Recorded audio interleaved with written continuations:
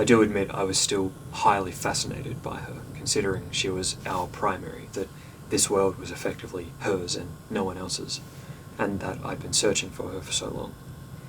But after spending endless hours together, growing closer and more comfortable, I realized that beneath it all, she was still human.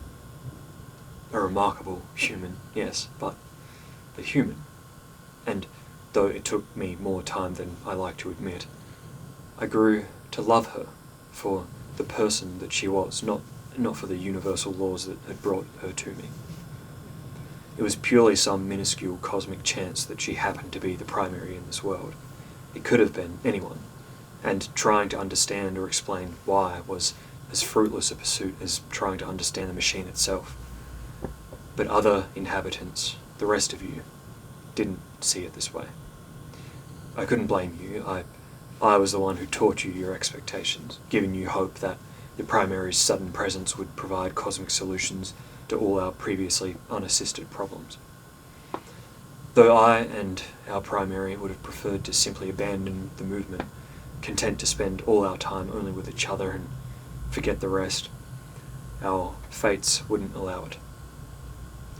The movement, my followers, all of you, though I didn't consider myself any kind of leader by this point, you demanded that she provide the divine answers you'd been promised. She, of course, had none to offer.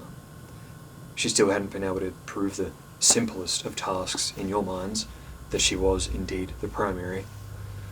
And no one knew her like I did. No one could believe it without concrete evidence, couldn't just take her on faith like I did.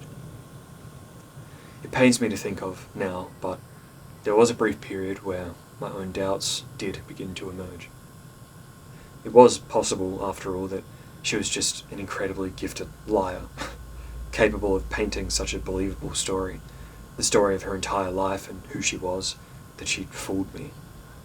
Though I thought she was special, there were no grand demonstrations of her uniqueness, nothing to explain why she was the one who'd come back in this universe. But it was only a very short time of my faltering faith. In the end, my love for her, my commitment to her beyond anything to do with the movement, took importance. But again, this was not enough for everyone else, for the rest of you. Things got worse. You demanded that she prove herself. The few of you who'd taken her on faith began to dwindle as well, until everyone, the entire movement, it seemed, became dedicated to forcing her to verify that she truly was who she claimed to be. Though I'd been there from the very start, largely started the movement myself, I'd lost all credibility by this point. No one else was content to trust her based only on her word. No one knew her like I did. That was enough for me to lose my position and what little power it still held.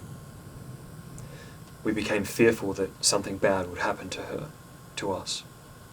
All we had was each other, our experiences, our relationship.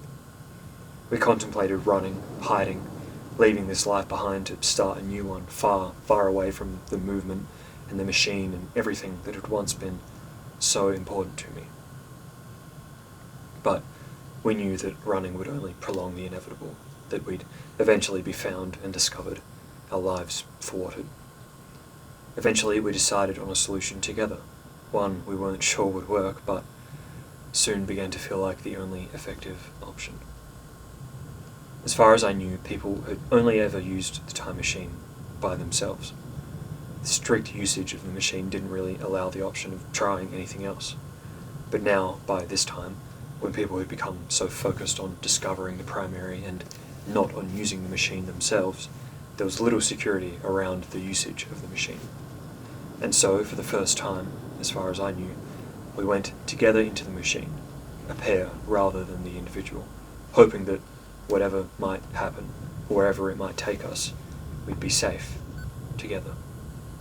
It had worked for her once already, we figured, so perhaps it might work again.